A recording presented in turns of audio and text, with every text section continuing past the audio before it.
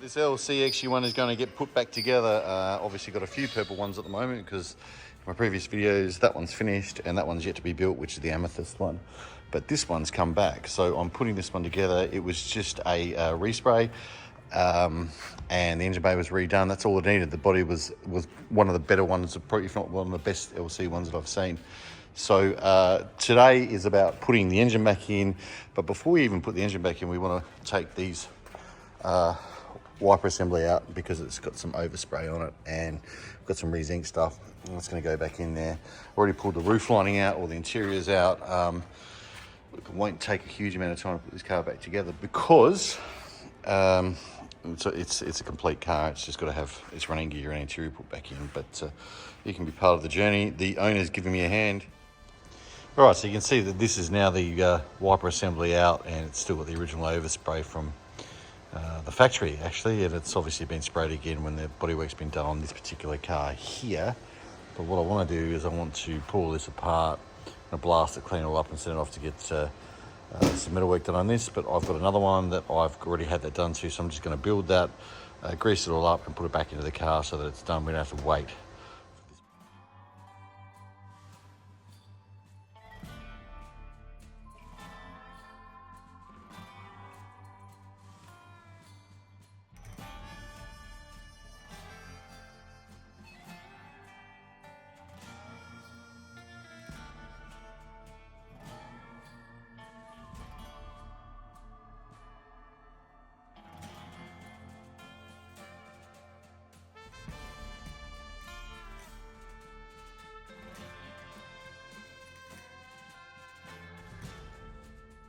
So you would have seen in these videos that the engine's now in, new wiper motor has been reconditioned in. Just sent off the plate which has the correct date code on it to be redone, and we'll swap that one out. New bonnet hinges on. Actually had to repair this bonnet hinge over here behind. There was actually some damage done to it, so which means the fitting was gone. I happen to have a new old stock fitting, so I'll put that one back in. You know, obviously engine's in, that's great. That's one of the harder battles done. And I'm moving on to putting in on the, going to do the booster. So just building up the booster now with all the re-zinc parts. But before I do that, I'm actually going to put in the plate for the firewall before the heater box goes in, because we've already got a reconditioned heater box. And I've also managed to put in all re-zinced and reconditioned wiper assembly as well. So I'm not expecting this to take too long. I think that this is going to be around about 2 to 3 weeks maximum, because it wasn't a full rotisserie resto car. It didn't need to be. Still a fair bit of work to do. There's not much sitting in the interior at the moment. We've got pretty much everything ready to go.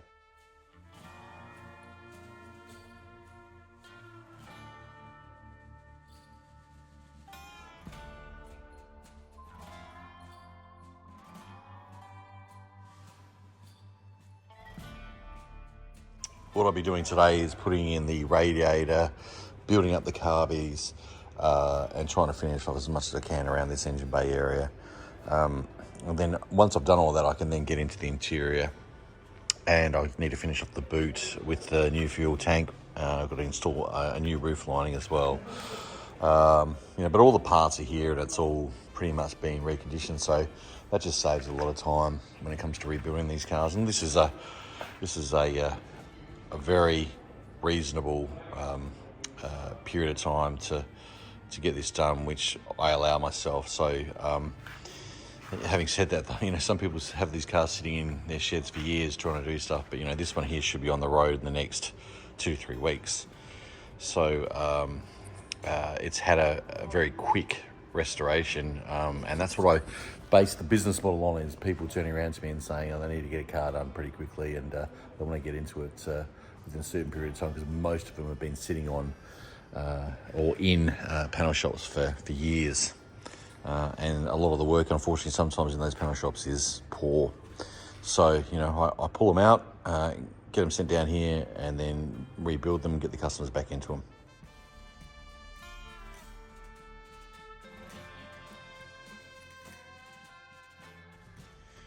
Okay, so all the heater pipes, the radiators in, heater pipes are in. Now we'll be moving on to the carbies. I want to build these carbies and get them all back together, clean them up. I've got to blast some parts, but these are in pretty good nick. They don't have the correct top screws on. We're going to find some of those, some other bits and pieces, so that'll be a bit of a work in progress on these carbs.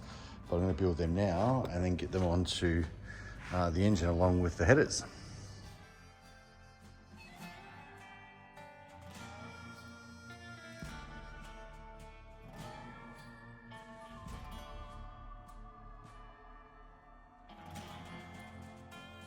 XU1, just got all the stickers on. An important note that the stickers on an LC are in a slightly different location to an LJ. LJ is closer towards the guard. They're a little bit higher on the LC, but you can check out some original cars online and check out the measurements, but they are there for you. Just be aware of that if you are building the two different models. Okay, so the loom is out, the entire loom is out of this car, and I'm starting to replace it. I've got a new fully rebuilt loom there, so I'll start feeding it back in through the dash into the engine bay. I've already clipped in the middle to rear loom and the rear loom, so now the important stuff is to get this main loom in, tested, and then keep cracking on with the reassembly. Haven't forgotten about the roof, got to put all that in, that's not done yet.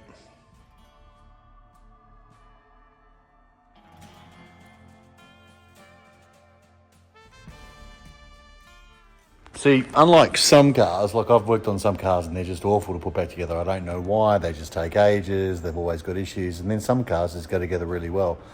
This one's going together really well. No real major issues at the moment.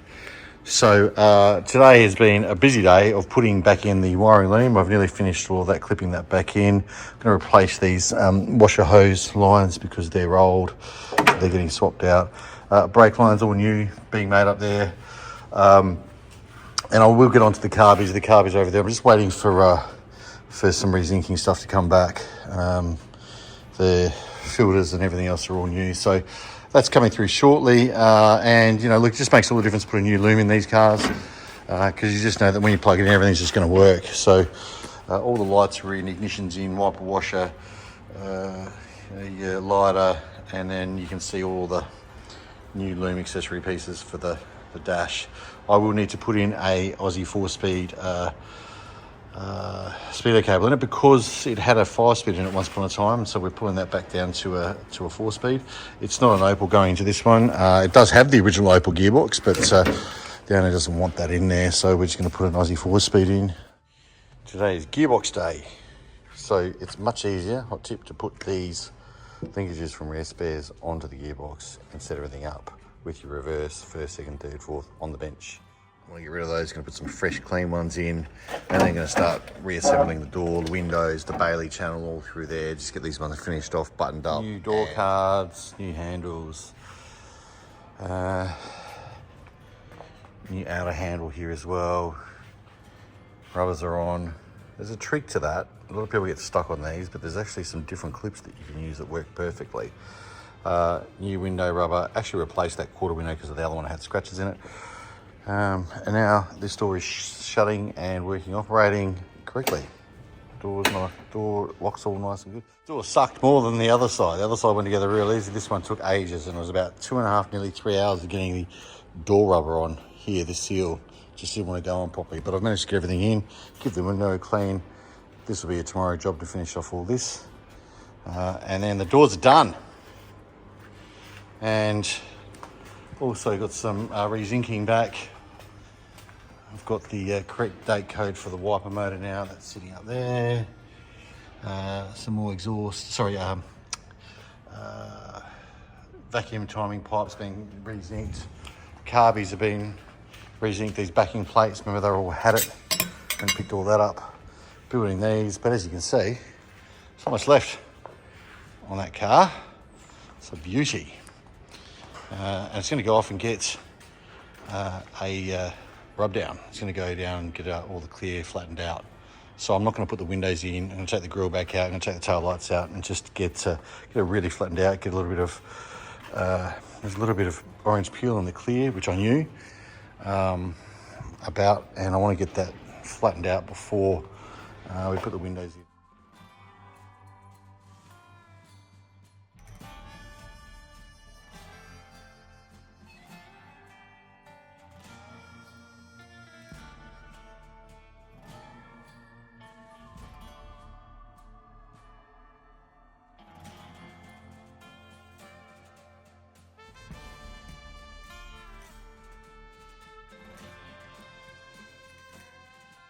This car is now back from getting the clear coat taken down a bit further, flatten it right out so that I can get this finish that I was after, which is pretty much a mirror finish.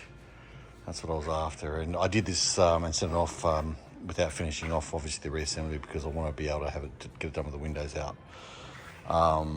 So this is all back now. It's all done. It's done the way that I want it to be done. And if we go walk around the car a little bit for you, sitting at home, you can appreciate the work that's gone into getting that body right. But now it's time for the bling to go back in. Rear tail lights, interior, finish that off, and then work my way through engine bay. And right now I'm going to put on the grille. So here we go.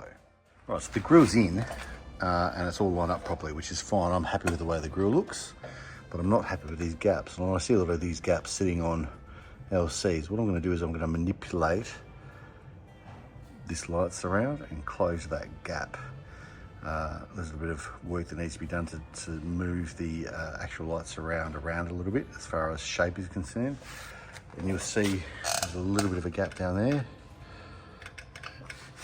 And if I look over to this one here, which I haven't screwed in yet, it's solid there, but a gap there. So, a little bit of playing around, and we'll get that right. And there it is. So that's the roof lining in.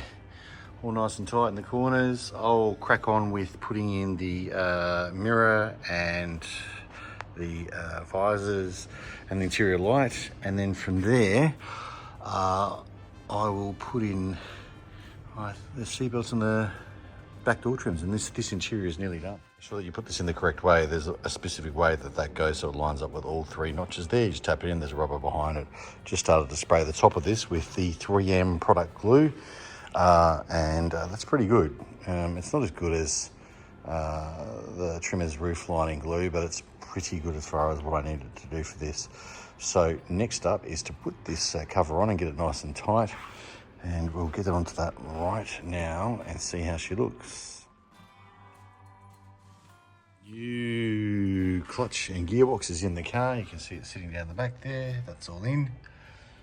So now it's time to put the bling in, which is the carbies, which is sitting here.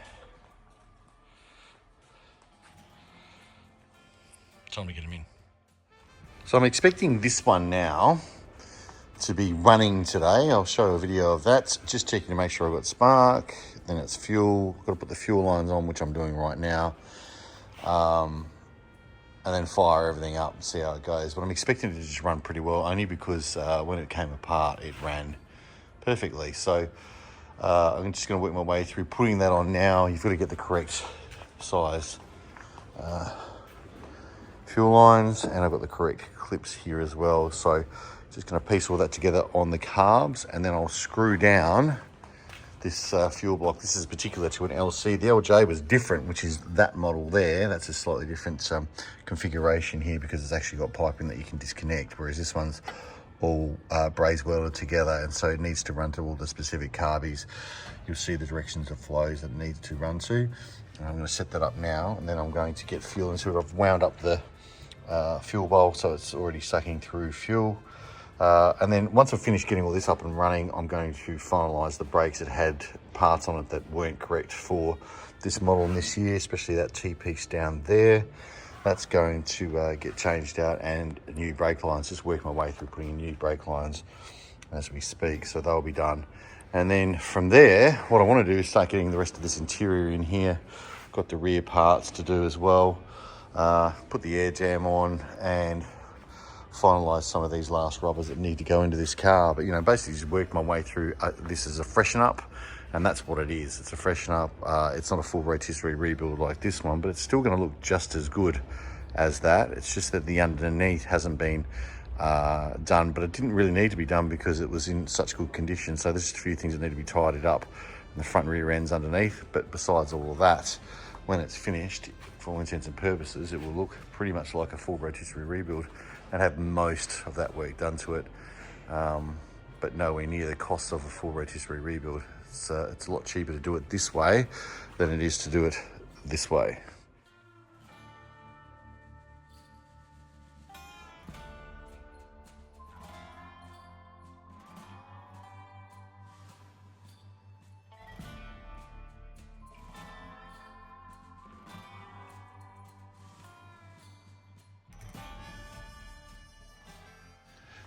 So as you can see, there's a rag down there because you'll see some dripping up here.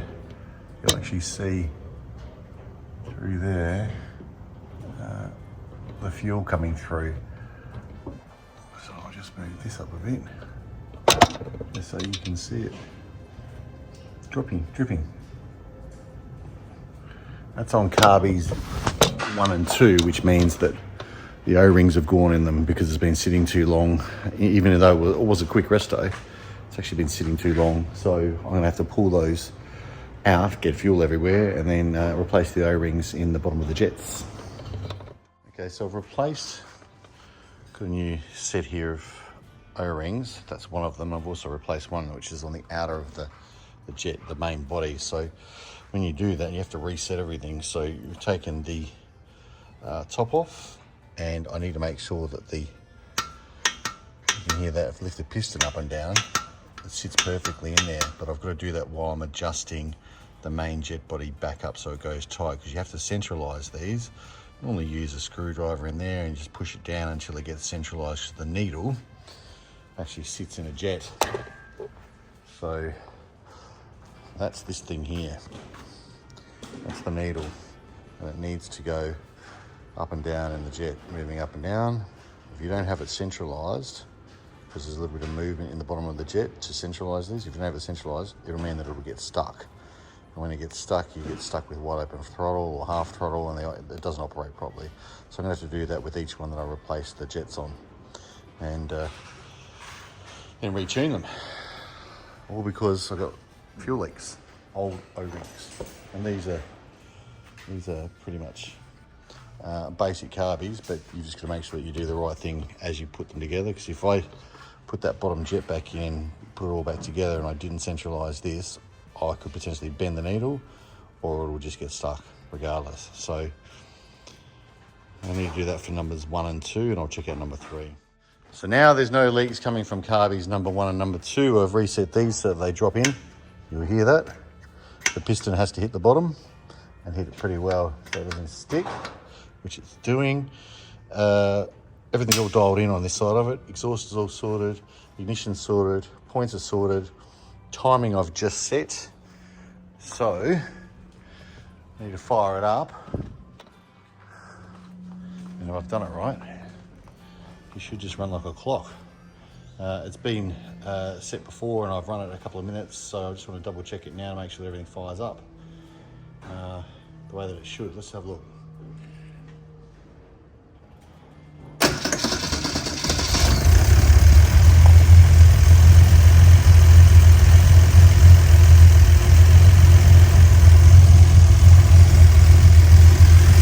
Let's have a look at the timing. Needs a little bit more timing.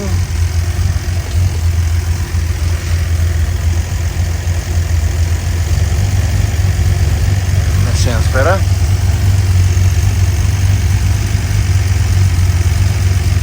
It's good. I'll just play around those carbies. Ideally you need it sitting at about 900 RPM. So that's what we'll aim for once it gets to operating temperature. Keep an eye on the streets for this one if you're in Adelaide, because that's where this one lives.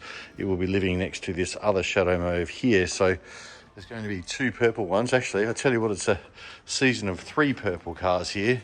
We've got the Amethyst one, which is about to start next.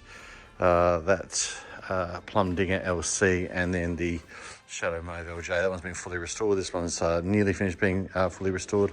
That one's about to get restored.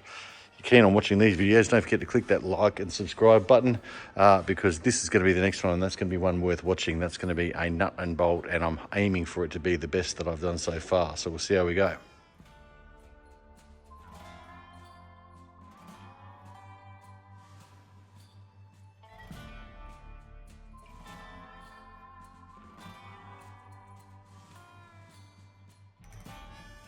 So as of tomorrow, I'm going to get my brother to give me a hand to finish off the last stuff, but I will be finished on this car. There will be some small bits and pieces that I'll need to do. Windscreen guy's actually coming to put that in.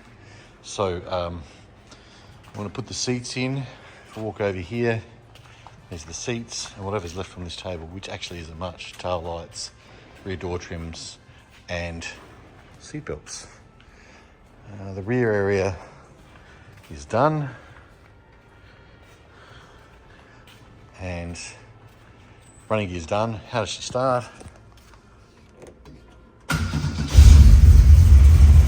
And that's no accelerator.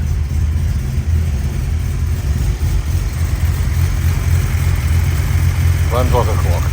Okay, next up I'm going to put these seat belts in this purple XU1. So it's an Adelaide built car, and you have a look in here, they're different styles of seat belts compared to a Brisbane built car that represents Adelaide. The shape on the Brisbane ones is different. I don't have one in front of me at the moment, but I can show you that later on, the difference between the two. And these are the rear seat belt ones. I'm actually putting a tongue cover over here which holds the seat belt up so that when it's out of the car, when it's in the car, it just hooks onto there.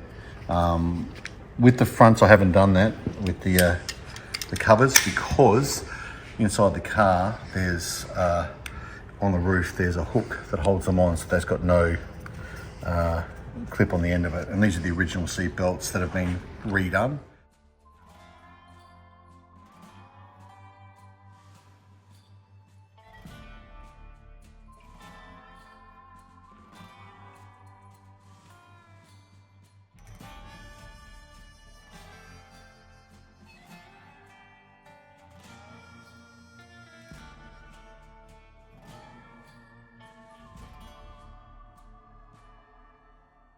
So this is the final push today, is to get all this finished off. When I say finished off, there's still small things that will need to be done after it's all back together. But back seats now in, rear trims are now in, ashtrays in, seat belts will go in shortly. Just about to put the windscreen in. So we'll give this a clean, get it all ready, and then we'll pop this in. And from here we want to put the locking strip in, so that's for the rear. And once I finish that, I'm going to put in the last of the pinch weld in the doors, and then put the seats in. Just got to adjust some of those seats because that one's not sitting right. I'm just going to adjust the listing a little bit, and then get the seats in, get the scuff plates on, kick panels back in, get all the dust out of it, clean it all up, screw down the console, put the remaining seat belts in the front, and that's besides the rear windows, which will go in shortly. That's nearly it. Besides the bonnet release, I've got to put that in as well. Kind of handy, you need that. And last thing I'm actually putting in this car is the tail lights, because we need to get this one here repainted. My brother has the unenviable task of putting the rope around the windscreen, putting the windscreen rubber on, cleaning the windscreen, because we're going to put the windscreen in the car, which is the rear one. So what's going to happen with this car is we'll put the windscreen in, and then we're going to leave the front one out, because the front one's coming, it's a clear one. I don't want to put the ones with the band in. They're super cheap. I want the original one. So we've got somebody coming to deliver that and install it for the front, which is easier. So just want to make sure that everything's all nice and taut with the rear roof, which it is. There's a little bit of a just here. Just a little bit that I'll just straighten out before the windscreen goes out.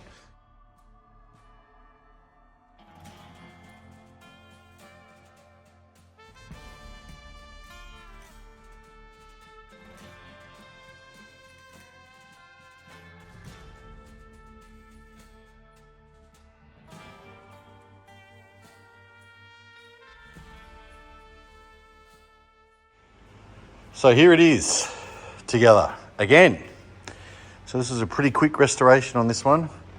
That's what I based my business model on, is turning these cars around and presenting something like that for a customer. It's going to get its window fitted next week. There's a guy coming to do that, waiting on the stainless trims, and I need to put in the bonnet release cable, but that's pretty much it, besides bleeding the brakes. I haven't done that yet, but you're getting a really good idea of how this has now come together. Beautiful. I'm going to get this on the hoist in preparation for next week, just to bleed up the brakes. And then we'll just get parked up. Might go to a coffee and chrome or something. See what happens with this one afterwards. Don't know, it might get sold down the track. You never know. That's up to the owner. But yeah, a few more bits and pieces to do. Tidy it up, test a few things, and put it away.